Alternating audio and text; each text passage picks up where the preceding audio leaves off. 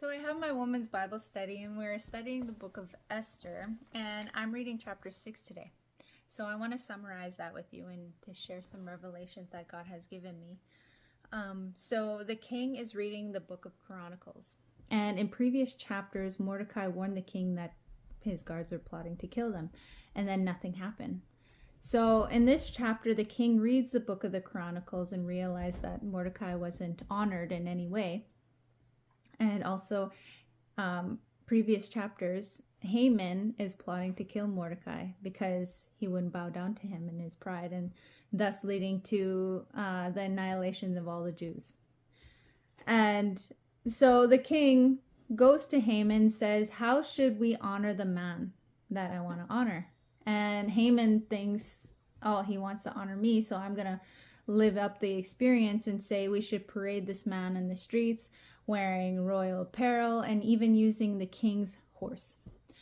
And the king says, go and do this for Mordecai because I want to honor him. So Haman's just like completely led to shame by honoring the man that he pretty much despises and wants to murder him, right? So this is God's plan coming into fruition.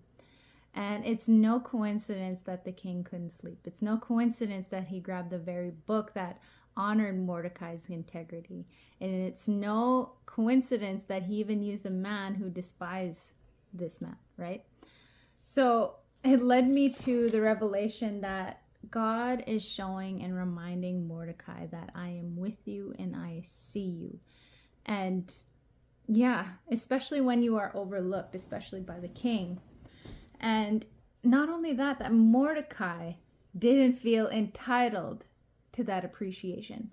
So when you do good, do it for God's glory alone and walk in God's goodness without validation from man, but from the kindness of a softened heart that desires to please God and his children.